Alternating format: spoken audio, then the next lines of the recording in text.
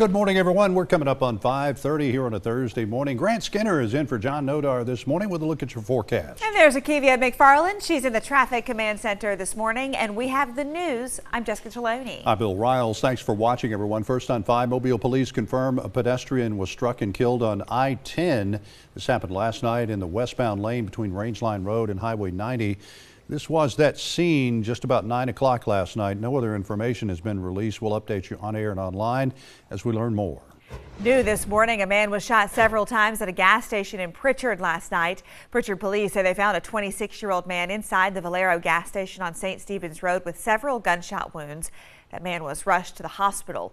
The shooting started with an argument inside a car. Gunfire was then exchanged between the victim and another person. So far, though, no one has been arrested. Smoke filled a shopping plaza on Navco Road after a building there went up in flames. WKRG News 5's Shimani Baker was at the scene and shows us the heavily damaged Navco Community Outreach building. At around 6:35 p.m., Mobile fire rescue crews responded to smoke coming from the front of a building in a shopping center on Navco Road. When they arrived, heavy flames were visible. They worked quickly to put out the fire, but hot spots were rising. Heavy damage, heavy smoke damage, a good bit of flame damage, mostly to the front and middle portions of the business. A lot of different items inside of the business. Is community outreach, so there's a lot of stuff inside that sustained pretty good fire damage and smoke damage.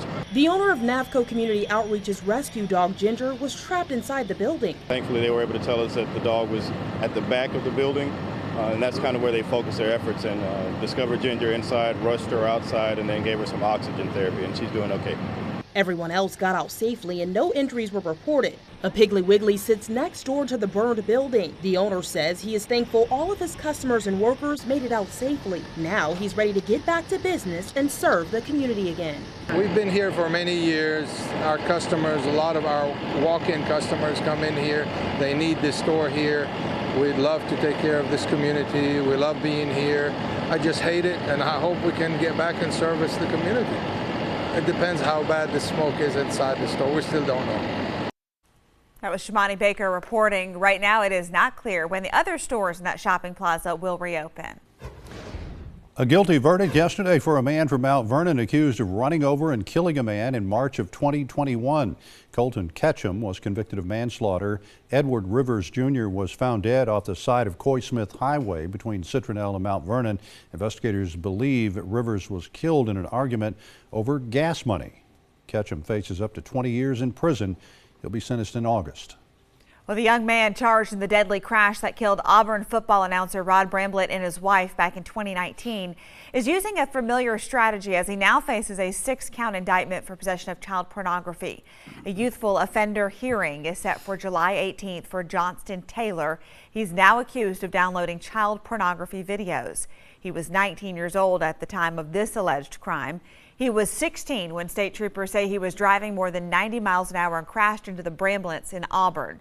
He was granted youthful offender status in the Bramblett case. His punishment and probation terms were not revealed.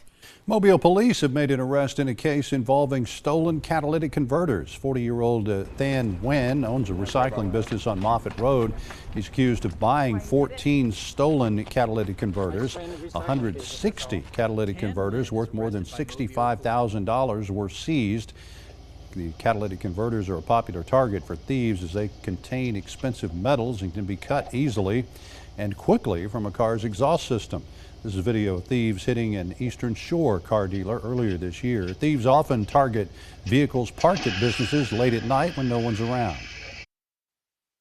Catalytic converters are expensive, and most of the people in our community are going to file insurance claims to pay for that. My argument is we all suffer and have to pay those insurance premiums. And a new law passed last year in Alabama requires those selling a catalytic converter to show a copy of the seller's valid business license, the name of the person who removed the converter, the make and model and VIN number of the vehicle, and a copy of the vehicle title, plus a copy of the seller's driver's license. Well, people living in a Loxley neighborhood say a broken storm drain has created major safety concerns. They're worried a small child or a pet will get hurt if it's not fixed. Large slabs of concrete are broken, leaving gaps and cracks across the drain. They say it's only getting worse. For now, though, no one seems to know who to call for help. Turning Leaf Drive is a Loxley address, but it is outside of the city's jurisdiction. A company that used to manage the property tells neighbors they are no longer in charge. The kids are going to come over here playing, getting a ball or something, and it may collapse on them. The culvert seems to be dropping down further and further each time we get the heavy rain. We have reached out to the county's interim engineer to find out who is responsible for fixing the storm drain. We are still waiting for a response. Well, next Tuesday, ground is expected to be broken for the first Wawa convenience store in Alabama. It's on Greeno Road in Fairhope. It's the first of 8 stores expected on the Gulf Coast. Other locations include Mobile, Daphne, Robertsdale, and Pensacola. Well, beginning next week, you can own a piece of the USS Alabama. Officials at Battleship Memorial Park are selling items made from the original teak deck. The wood has been crafted into pens, coins, coasters, plaques, and magnets. These items will be for sale starting Monday. Crews have been working to replace the original wood deck on the 81-year-old battleship.